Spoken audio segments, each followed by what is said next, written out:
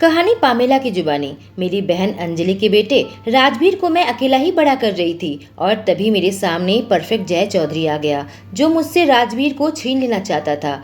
पर मैंने अपनी मरी हुई बहन से वादा किया था, मैं उससे दूर नहीं हो सकती थी, इसलिए जय चौधरी से शादी कर ली। शादी के बाद उसके अच्छे बर्ताव के कारण मैं उसके करीब आ गई और उस पर अब विश्वास भी करने लगी हूँ। लेकिन फिर मुझे एहसास हुआ यह कुछ और है। यह फीलिंग उससे भी ज्यादा गहरा है। उससे बेहद प्यार करने लगी हूँ, इतना कि मैं उसके बिना सांस नहीं ले सकती और मुझे लगता है अगर मैं उसे यह न बताई तो मैं मर जाऊंगी। मेरी आंखों में तुम कब से हो गए गुम, हर तरफ तेरा चेहरा, इश्क का ये रंग अब तेरे संग और भी हो जाए गहरा। जय मुझे खूबसूरत से कॉटेज में लेकर आया। यह वीकेंड की डेट थी। मैं काफी खुश थी, खुली हवा में सांस लेने लगी। यह जगह मेरे और उसके बीच का राज था। उसने यह कहा, फिर मेरे होठों को हल्का सा किस किया। जय अपने अंगूठे से मेरे होठों को हल्का सा छुआ, फिर कहा यहीं पर इंतजार करो। कहकर वह अंदर कमरे में चला गया और एक पैकेट लेकर बाहर आया जो कि गिफ्ट पेपर से रैप किया हुआ था। मैं काफी अचरज के साथ उसे देखने लगी। कहा इसमें क्या है, पर उसने कोई जवाब नहीं दिया। वह मेरे पीछे आया, मेरे कंधे को पकड़कर कई सारे रूम में से एक रूम के अंदर मुझे ले आया जहाँ पर एक बहुत बड़ा बेड बीच में था। उसने रिक्वेस्ट की, यहाँ एक बाथरूम है, जाओ जाकर मेरे लिए चेंज करके आओ।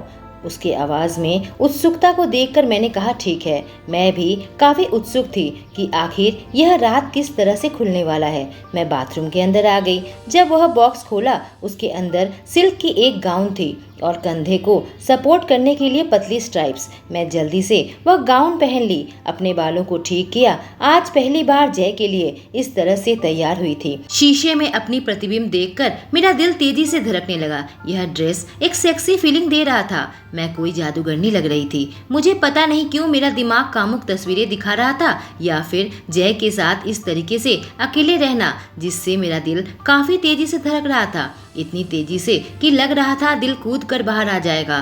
पर मुझे यह एहसास बहुत अच्छा लग रहा था। जब मैं बाहर आई मैंने देखा बिस्तर पर गुलाब की पंखुड़ियां थी, कमरे में मोमबत्तियां जल रही थी, पर जय कहीं भी नजर नहीं आ रहा था। मैंने उसे पुकारा जय, पर कोई जवाब नहीं आया। मैं दोबारा उसे पुकारने जा रही थी कि तभी एहसास हुआ वो मेरे पीछे है। उसने पीछे से मेरी आंखों में एक पट्टी बांध दी।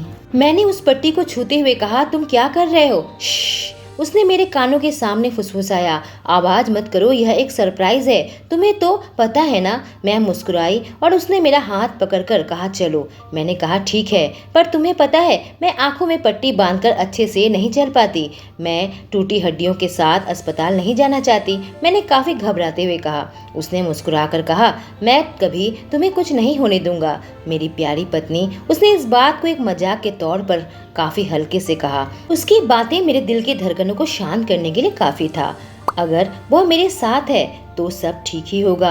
मैं मुस्कुराई। जब आखिरकार उसने पट्टी हटाई मैंने अपनी आंखें खोली और खुद को बागान में पाया। पूरा बागान लाइट से चमक रहा था और तरह तरह के गुलाब के फूल थे। बाहर अंधेरा हो चुका था और यह लाइट किसी जुगनू की भांति प्रतीत हो रहे थे। और पूरे बाग में बीच में एक टेबल था, मोमबत्तियों से सजा हुआ था, तरह तरह के पकवान रखे हुए थे और गुलाबी गुलाब सुशोभित था। मुझे तो मानो यकीन ही नहीं हो रहा था, जय ने मेरे लिए इतना सब कुछ किया। मैं खुद को रोक न पाई और एक चौड़ी मुस्कान दी। पीछे से जय बोला, यह हमारी पहली डेट है, इसलिए मैं तुम्हारे लिए कुछ खास करना चाहता था। मैंने प्रसारित किया, यह बहुत खूबसूरत है। मैं यह सोच सोचकर मुस्कुराने लगी। जय ने हमारा पहला डेट यादगार बना दिया। उसने अपने हाथ आगे किए, पूछा क्या मैंने अपने हाथ उसके हाथों में रख दिया और जब टेबल के पास आई उसने मेरे लिए चेयर खींची और मैं बैठ गई। हम दोनों बैठकर अपना डिनर का मजा लेने लगे और उन मीठी यादों को आपस में बांटने लगे। हल्की हल्की रोमांटिक म्यूजिक शुरू हो गई और तभी जय मेरे सामने आकर खड़ा हो गया। कहा, क्या तुम मेरे साथ डांस करोगी मिसेस चौधरी? मैंने उसके हाथों को पकड़ते हुए कहा खुशी से। जब मैं उसके साथ डांस करने लगी लगा यह लम्हा युगों युगों तक ऐसा ही रहे। मुझे बहुत पसंद है कैसे हम दोनों एक दूसरे के साथ हर वक्त रहे, एक दूसरे के प्रति विश्वास और फीलिंग पैदा हुई। मैं नहीं जानती थी मेरी जिंदगी में ऐसा भी लम्हा आएगा और मैं चाहती थी कि यह हमेशा ऐसा रहे। कहानी जय की जुबानी। मैंने कभी सपने में भी नहीं सोचा था किसी औरत के लिए मैं यह सब करूंगा। अगर 2 महीने पहले किसी ने कहा होता कि मैं किसी औरत के लिए यूं जगह को सजाऊंगा, यूं डेट पर लेकर आऊंगा, गुलाब से लेकर खूबसूरत गाउन खरीदूंगा, कभी सोचा न था कि मैं शादी करूंगा और किसी औरत के लिए इतनी मेहनत करूंगा ताकि उसे खुश कर सकूं, किसी की बेवकूफ़ी भरे जोक्स पर हंसूंगा। पर अब यह औरत जो मेरी बाहों में है उसने मुझे यह सब कुछ करवाया। विश्वास नहीं होता यह सपना हो या सच, मुझे यह पसंद है और जिंदगी में मैं पहली बार यही चाहता हूँ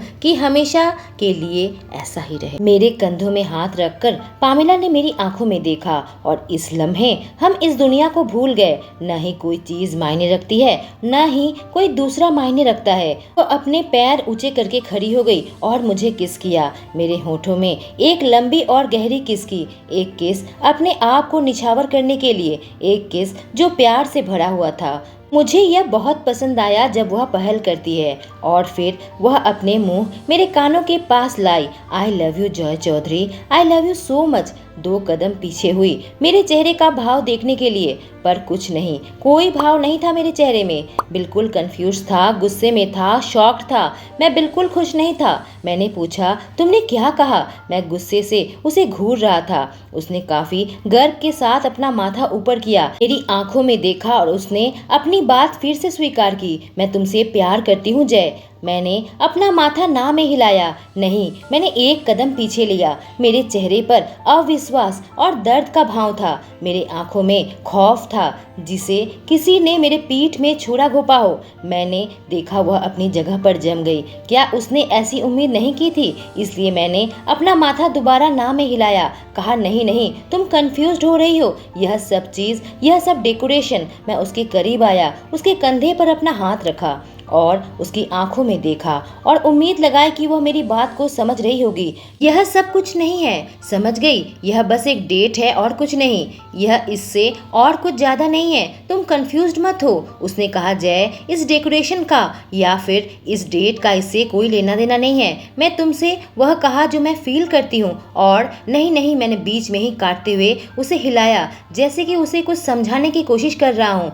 तुम इतनी कंफ्यूज क्यों हो? ऐसा कुछ भी नहीं है। प्यार जैसा कोई चीज दुनिया में होता ही नहीं। इंसान प्यार कर ही नहीं सकता, उन्हें करना भी नहीं चाहिए। तुम समझ गई? पर नहीं लगता वह मेरी बात को समझ रही थी। वह भी पीछे हटने वालों में से नहीं थी। वह मानने को तैयार नहीं थी कि उसकी यह प्यार वाली फीलिंग झूठ है। वह मेरे सामने झुकने को तैयार नहीं थी जब मैं प्यार को बस एक माया बताया। उसने मेरे गालों को छूने के लिए एक कदम बढ़ाया, कहा जय, पर मैं पीछे हट गया। उसके स्पर्श को झुठलाना चाहता था, वह स्पर्श जिसे मैं पाने के लिए तड़पता था, पर आज नहीं। उसे देखकर ऐसा लगा जैसे किसी ने उसके दिल पर छुरा घोंपा हो। मैंने घोषणा की, हम अभी इस घर से निकल रहे हैं। रुको जय, तुम्हें नहीं जा सकते मुझे छोड़कर। वह मेरे पास दौड़कर आई। तुम यह जगह नहीं छोड़ सकते, खासकर इस तरह से झगड़े के बाद। मैं इससे सुलझाना चाहती हूँ अभी इसी वक्त इसी जगह पर। लिविंग रूम से निकलता हुआ कहा, मैं नहीं चाहता, बात करने के लिए कुछ भी नहीं है। उसने कहा ठीक है, लेकिन जब हम घर पहुंचेंगे तो हमारे बीच में जो यह टेंशन है, तुम सुनीता को क्या कहोगे? तुम उसे कैसे समझाओगे कि हमारे बीच में क्या गलत हुआ? वह पूछी, जिससे मैं रुक गया। मैंने झुंझलाहट से अपना हाथ ऊपर उठाया, कहा तुम क्या चाहती हो? वह समझ रही थी कि मैं गुस्से में हूँ। कहा मैं तुमसे इसलिए नहीं कहा आई लव यू ताकि मैं तुमसे यह वापस सुनूं। मैंने तुमसे कहा क्योंकि मैं ऐसा महसूस करती हूँ। फिर मेरे बारे में कुछ ऐसा महसूस मत करो। मैं लगभग चिल्ला कर कहा, मैं तुमसे भीख मांगता हूँ, समझी? मुझे पता है कि मेरा गुस्सा बेकाबू हो रहा था, जो कि बिल्कुल भी अच्छी बात नहीं है। कहानी पामेला की जुबानी। मैं वहीं खड़ी रही, उसे देख रही थी। मुझे पता नहीं यह किस दिशा में जा रहा था। अभी अभी तो हम डिनर का मजा ले रहे थे, तो फिर अचानक क्या गलत हो गया कि अब हम इस जगह पर पहुंच गए। मुझे समझ नहीं आ रहा था। सब कुछ कंट्रोल से बाहर चला गया। आंसू की बूंद मेरे गालों से होकर नीचे गिरने लगी। मुंह से एक सिसकी निकली। मैं अपने आंसुओं को रोकने की कोशिश करने लगी, जो कि मेरी आंखों में झिलमिला रहे थे। मेरी आंखों में झिलमिलाते आंसू को देखकर जय पीछे मुड़ गया और दरवाजे की नॉब को खोलकर निकलने ही जा रहा था। मैं जा रहा हूँ, मैं इस जगह से एक कदम बाहर नहीं निकलूंगी, मैंने घोषणा की, जिससे वह वहीं रुक गया और नॉब को छोड़ दिया। वह खुद को शांत करने के लिए गहरी सांस ली। वह मेरी तरफ मुड़ा और कहा, देखो पामेला। पर मेरी आंखों में विश्वास चमक रही थी। मैंने अपनी ड्रेस की एक बाजू खोल दी और फिर दूसरी बाजू, और पीछे से चेन भी खोल दी। ड्रेस नीचे गिर पड़ा और वह खड़ा खड़ा मेरी हरकतों को देख रहा था। उसका गुस्सा अब विस्मय और हवस में परिवर्तित हो गया। जैसे मेरा सिल्क गाउन लुढ़कता हुआ नीचे गिरा, अब मेरे जिस्म में अंडरगारमेंट बची थी। मैं उसके पास आ गई, हमारी आंखें मिली और उसके लिए न्योता था, या शायद उससे भी कुछ ज्यादा। मैं एक शैतान हूँ पामेला, उसने मुझे चेतावनी दी, इस उम्मीद से कि मैं पीछे हट जाऊं, और मैं उसे इस नजर से देखने लगी जो आज से पहले कभी नहीं देखा हो। मैं तुम्हारा हर हिस्सा चाहती हूँ, चाहे अच्छा हो चाहे खराब। मैं तुम्हारे अंदर के देवदूत से प्यार करती हूँ और अब तुम्हारे अंदर के शैतान से भी प्यार करूंगी। मैंने मुस्कुराकर एक और कदम आगे बढ़ाया। उसने चेतावनी दी, तुम घायल हो जाओगी तो घायल करो मुझे, कहकर मैंने एक और कदम आगे बढ़ाया। मैं आंखें उसकी आंखों से नहीं हटाई थी। कहानी जय की जुबानी। इस मौके में मुझे नहीं पता मुझे क्या करना चाहिए। कपड़े पहनकर यहाँ से चले जाना चाहिए या लालच में वह चखना चाहिए जो वह मुझे परोस रही है। उसका यह शरीर, उसकी आत्मा। उसने एक कदम और आगे बढ़ाया, अपने अंडरगारमेंट उतारने लगी। उसने अपने हील्स उतार के फेंक दिए। अब हमारे शरीर में सिर्फ 1 इंच की दूरी बाकी रह गई थी। उसकी मीठी खुशबू मेरे नाक तक आने लगी, जिससे कुछ अच्छा नहीं हुआ, बल्कि मेरे दिल की धड़कन और तेज हो गई और मेरे शरीर में खून तेजी से बहने लगा। मेरे सीने में अपने हाथ रखकर वह पैर की उंगलियों के बल ऊपर उठी और मेरे होठों पर अपने होंठ रख दिए। मेरे हाथों को पकड़कर अपने कमर को पकड़ा दिए। उसके नर्म छाती मेरे सीने से टकराया। उसने बड़बड़ाया, अगर यह फीलिंग झूठ है तो तुम्हारा दिल इतनी तेजी से क्यों धड़क रहा है? मैं जवाब नहीं दे सका। यह हवस है, मैं जानता हूँ, और मैं उसे कहना भी चाहता था, पर यह शब्द मेरे मुंह से निकल ही नहीं रहे थे। वो मेरी छाती में हाथ चलाते हुए और मेरे पेट तक आई और नीचे हाथ किया, जहाँ उसने मेरा उसके प्रति इच्छा को साबित करने की कोशिश की। तुम क्या चाहती हो पामेला? मैंने गुस्से से कहने की कोशिश की, पर मेरी आवाज हवस और जरूरत से भरी हुई निकली। मैं तुम्हें चाहती हूँ जय, पूरे तरीके से, सिर्फ तुम्हारा सम्मान और विश्वास नहीं, तुम्हारा प्यार चाहती हूँ। मैंने गुस्से और झुंझुलाहट से उसे अपने करीब खींचा और अपने स्थान बदल लिए। मैंने उसकी पीठ को दरवाजे पर टिका दिया और उसके होठों को चूमने लगा। वह भी कोई धीमा या जटिल नहीं था, बल्कि एक जंगली किस था, जैसे कि मैं अपने अंदर के राक्षस को जगाना चाहता हूँ। जैसे कि जिस दानव को मैंने अब तक घेरे में और चेन से बांध रखा था, अब मुक्त हो गया था। मैंने उसके बाकी बचे हुए कपड़े फाड़ दिए, उसे ऊपर उठा लिया। उसने अपने पैरों को उठाकर मेरे शरीर में मोड़ लिया और सीधे उसे मास्टर बेडरूम में लेकर आ गया। गुलाब की पंखड़ियों से सुसज्जित बिस्तर पर अपनी पत्नी को लिटाया, जो कभी वर्जिन थी। मैं किसी भूखे दरिंदे की तरह उसे चूमने लगा और वह मेरे शर्ट के बटन खोल रही थी। मेरे अंदर जो गुस्सा, जो फ्रस्ट्रेशन था और उसकी आंखों में मैंने जो उत्सुकता देखा, वह मुझे बिल्कुल पागल बना दिया। मैंने अपनी ट्राउजर से मुक्ति पाकर अपनी समझ और केयर उठाकर खिड़की से बाहर फेंक दिया। चुम्मा चाटी के लिए फालतू का टाइम मेरे पास नहीं था, बस एक जंगली जानवर की जरूरत थी। मैं झटके से उसके अंदर समा गया और वह मेरे और करीब आई, मेरे कानों में आकर फुसफुसाई, क्या यह एक दूसरे के प्रति जरूरत एक झूठ है? उसकी बातों ने मुझे और जंगली बना दिया। मैं उसे सजा देना चाहता था। मैं चाहता था वह कहे कि कुछ देर पहले जो शब्द उसने कहे थे वो झूठ है। प्यार जैसी कोई चीज इस दुनिया में नहीं है। मैंने अपनी स्पीड और बढ़ा दी। उसने मुझे मजबूती से पकड़ लिया। वह कराही, वह सिसकीली अपनी चरम पर पहुंची, पर मैं नहीं रुका। उसके नाखून मेरे पीठ पर गड़े। जब हमने अपने चरम सीमा पार की, उसने अपने मुंह से मेरा नाम लिया। जब मेरी सांसें मुझे वापस मिली, मैं उसे दोबारा से शावर में लेकर आ गया और पानी के झरने के बीच मैंने उसे दोबारा से लिया। उसके जिस्म को टॉवल से पोंछकर मैंने उसे बिस्तर पर पटक दिया और दोबारा उसे काबू में लिया। मैं दोबारा से खुद पर काबू खो बैठा। तब उसके खूबसूरत जिस्म को देखा। मैंने उसके जिस्म को चूमा और जिस्म का स्वाद चखा। उसे हर तरीके से हर पोजीशन में लिया। वह चिल्लाई, वह रोई, वह सिसकी ली। उसने मेरा नाम लिया जब तक वह होश में थी। अपने प्यार के बारे में बात की और मैंने पूरी रात लगा दी यह साबित करने में कि वह गलत है। सूरज की पहली किरण के साथ यह बंद हुआ और यह तूफान थमा। जब वह बेहोश पड़ी थी, इतनी थकी थी कि हिल भी नहीं पाई। मैं खिड़की के पास खड़ा था। बाहर अभी अंधेरा था, जहां सूरज की रोशनी आने लगी थी। मैं मुड़ कर देखा तो बिस्तर पर यातना से पीड़ित मेरी पत्नी पड़ी हुई थी। यह मैंने क्या कर दिया? कैसे मैं खुद पर से काबू खो बैठा? और क्यों मैंने उस राक्षस को आजाद किया जो मेरे अंधेरे की गहराइयों में दफन कर रखा था, जो इस धरती पर आ गया? क्यों उसने यह सब कुछ ऐसे खराब कर दिया? उसने वह 3 शब्द क्यों कहे? इस दुनिया का सबसे बड़ा झूठ है। यह 3 शब्द किसी भी बड़े से बड़े हथियार से ज़्यादा दर्द पहुंचाते हैं। यह सब किसी जहर से ज़्यादा प्राणघातक है। क्यों उसने मुझे ऐसी चोट पहुंचाई? यह सारे सवाल मेरे दिमाग में चल रहे थे, पर इसका कोई जवाब न था और मैं किसी से पूछ नहीं सकता। मैंने उसके नरम गाल को छुआ और मेरे सीने के अंदर कुछ हलचल हुई। मैंने इसे चोट पहुंचाई। मैंने सारी सीमाएं तोड़ दी। हर एक लाइन कल रात पार कर गया। मैं बाथरूम में जाकर पानी ले आया, एक टॉवल भिंगा के उसके शरीर को साफ करने लगा और वह वैसे ही टूटी फूटी मेरे सामने पड़ी रही।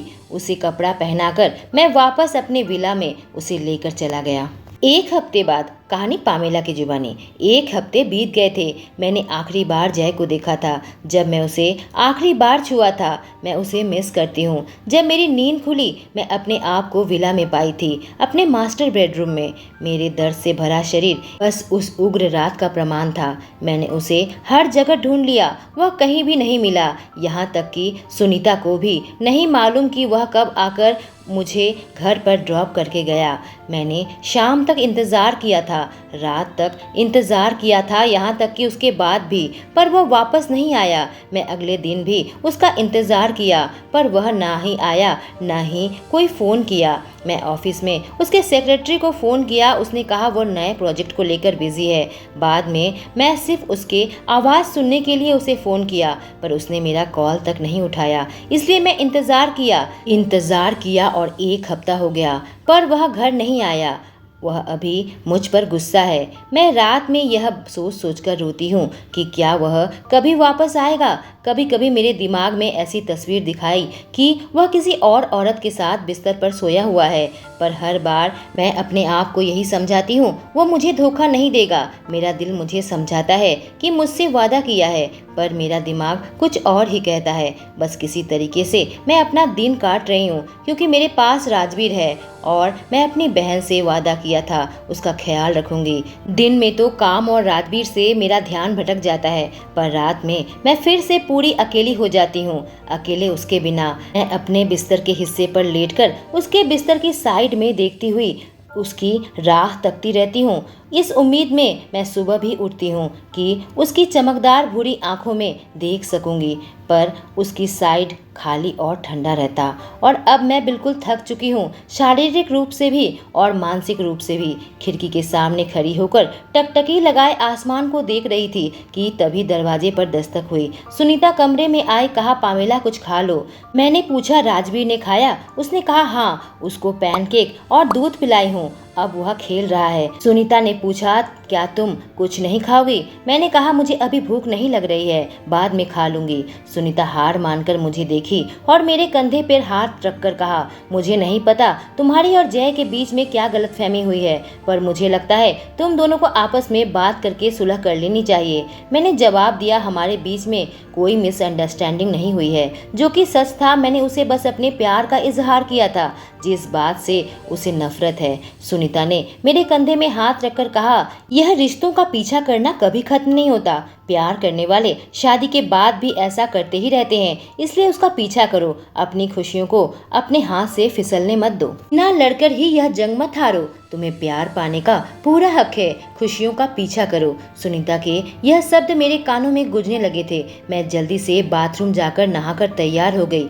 जब मैं निकलने गई, नौकर दौड़ कर आया। कहा, कहीं जा रहे हैं मिसेस चौधरी? मैंने कहा, हाँ, जय के ऑफिस में। कहा, आप रुकिए मैडम, मैं अभी कार लेकर आता हूँ। कार जब रास्ते में चलने लगी, मैं बेहद खुश हो गई। पूरे जोश में थी कि अब मैं उसे देख पाऊंगी, उससे मिल पाऊंगी। और फिर मुझे एक बात का एहसास हुआ। मैंने सोचा ही नहीं, मैं उसे मिलूंगी तो क्या कहूंगी। मेरे दिमाग कहने लगा, उससे लड़ो, उससे पूछो कि क्यों तुम्हें छोड़कर चला गया। न फोन किया, न मैसेज किया। अपने किले में मुझे चिंताओं के बीच में कैद कर दिया। पर मेरे दिल से आवाज निकली, नहीं, उससे मिलने के बाद उसे अपनी बाहों में भर लेना और कहना दोबारा मुझे छोड़कर कभी ना जाए।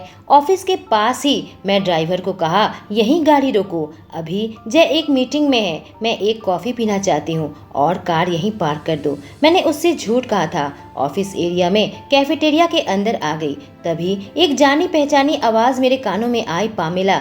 मैंने नजरें उठाकर देखी तो उसकी सौतेली माँ सुमित्रा थी। उसे देखते ही मैं वहां से जाने लगी। उसने कहा, रुको प्लीज पामेला, मैं कोई गलत मकसद से तुम्हारे पास नहीं आई हूँ। मैंने कहा, देखो, अगर तुम जय के खिलाफ कुछ कहना चाहती हो तो मैं तुम्हारी बात नहीं सुनना चाहती। उसने कहा, नहीं, मैं बस तुम्हें कुछ दिखाने के लिए आई हूँ। मैंने कहा, मैं इंटरेस्टेड नहीं हूँ। कहकर मैं उठने ही वाली थी, पर उसके अगले शब्द मुझे रोकने के लिए मजबूर कर दिया। कहा, जय एक हफ्ते से घर नहीं आया। सही कहा ना? मैंने कहा, इससे तुम्हें क्या मतलब है? मुझे नहीं, बल्कि तुमसे मतलब है, उसने कहा। मैंने अपनी एक भौं ऊंची करके कहा, क्या मतलब तुम्हारा? सुमित्रा ने अपना फोन लिया और मेरे पास कर दिया। कहा, तुम्हें अपने फैसलों के बारे में दोबारा सोचना पड़ेगा, क्योंकि जय किसी और के साथ है।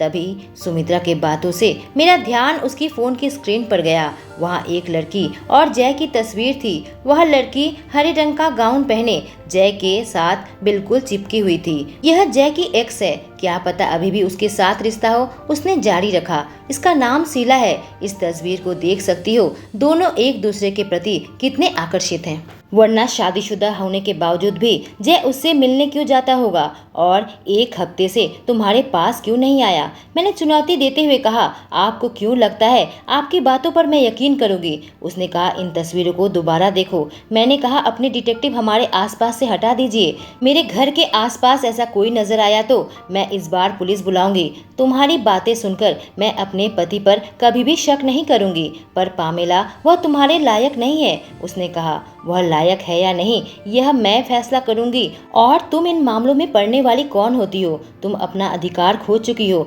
एक छोटे से बच्चे पर हाथ उठाया और उसे अपनी माँ के सुसाइड का जिम्मेदार ठहराया। अब यह बात सुनकर वह चौंक उठी। कहा, तुम गलत समझ रही हो। मैंने बीच में काटते हुए कहा, मैं सब कुछ सही सही समझ रही हूँ। मैं यहाँ कोई सीन नहीं खड़ा करना चाहती, इसलिए आइंदा से मुझसे कभी मिलने की कोशिश मत करना। कहते हुए मैं सीधे मेन बिल्डिंग के अंदर आ गई। रिसेप्शनिस्ट से कहा, हेलो, मैं मिस्टर जय चौधरी से मिलना चाहती हूँ। क्या आपका अपॉइंटमेंट है? उसने पूछा। मैंने कहा, नहीं, मेरे पास अपॉइंटमेंट नहीं है, लेकिन मैं उसकी। पर रिसेप्शनिस्ट ने यह कहकर मुझे ठुकरा दिया, सॉरी, वो अभी अपनी गर्लफ्रेंड के साथ बिजी है। मेरा चेहरा पीला पड़ गया। गर्लफ्रेंड के साथ? लेकिन तभी मेरी नजरें उसकी सेक्रेटरी जॉन से मिली। मैंने कहा, जय किस फ्लोर में काम करता है? उसने कहा, 23वें फ्लोर पर। मैं लिफ्ट से सीधे 23वें फ्लोर पर पहुंची। क्या मेरा पति मुझे धोखा दे रहा है? मैं गहरी सांस लेकर एक मुस्कुराहट के साथ जैसे ही दरवाजा खोला, मेरे पैर वहीं पर जम गए। मेरी मुस्कुराहट गायब हो गई। मुझे अपनी आंखों पर यकीन नहीं हुआ। वह मेरे पति के सीने पर हाथ रखकर खड़ी थी और जय उसे ऐसे देख रहा था मानो किस करने ही जा रहा हो। दोनों के बीच में नजदीकी मामला लग रहा था। मेरा खून मानो सूखकर भाप बन गया। मैंने अपने होठों को काटा कि मुंह से आवाज ना निकले, लेकिन मेरी इस हरकत से उन दोनों का ध्यान मेरी ओर आया और जय के मुंह से निकला, पामेला। उसकी आवाज बेहद धीमी थी, पर मेरे कानों में आई। मैं चीखना चाहती थी, मैं उस पर चिल्लाना चाहती थी, मैं उसे किसी चीज से मारना चाहती थी ताकि उसके सर से खून निकल आए, ताकि उसे मैं उतना दर्द दे सकूं जितना मैं अभी महसूस कर रही हूँ। पर मैंने जो किया और कहा, मुझे माफ कीजिए, लगता है मैं गलत समय पर आ गई हूँ। आप दोनों को डिस्टर्ब किया, आप जो कर रहे थे करते रहे। और ऐसा कहते ही मैं जोर से दरवाजा बंद किया और दौड़ते हुए लिफ्ट के पास गई। पीछे से जय चीख रहा था, रुको पामेला, प्लीज रुको और मेरी बात सुनो। तब तक लिफ्ट का दरवाजा बंद हो गया। वह एक झूठा और मक्कार इंसान है। मैंने उसकी बातों पर विश्वास किया, अपनी दीवार हटा दी और उसके प्यार में पड़ गई। शायद मैं दुनिया की सबसे बड़ी बेवकूफ़ हूँ। वह मुझे कॉल कर रहा था पर मैं उठाना जरूरी नहीं समझी। अब हमारे बीच में और कुछ भी बाकी नहीं रह गया, सब खत्म। जब मैं उसका फ़ोन नहीं उठाया, वह ड्राइवर को कॉल करने लगा। मैंने देखा तो ड्राइवर का फ़ोन खींच लिया और उसके कॉल को काट दिया। मैं उसके सामने रोना नहीं चाहती थी। मैंने कहा, तुम चलाओ, इससे बाद में बात करूंगी। दोस्तों, आज कहानी यहीं तक, क्योंकि अब मेरा दिल भी घबरा रहा है। उनके रिश्ते में कुछ उतार चढ़ाव आए, पर आखिर जय के ऐसे बर्ताव के पीछे क्या कारण है? क्या उसने पामेला को धोखा दिया? क्या पामेला उसे छोड़कर चली जाएगी? या फिर जय अपने आप को सही साबित करेगा? क्या वह अपने दिल के राज पामेला के सामने कभी खोल पाएगा? इन दोनों की मोहब्बत अब क्या रंग लाएगी? क्या ये ऐसी प्रेम कहानी रच पाएंगे जो इतिहास के पन्नों में अमर हो जाए? जानने के लिए कहानी का अगला भाग जरूर सुने। आपके प्यारे प्यारे कमेंट्स मेरा हौसला बढ़ाती है, उसका इंतजार रहेगा। और कहानी के पिछले सारे भाग मैं कमेंट सेक्शन में पिन कर दूंगी। Thank you.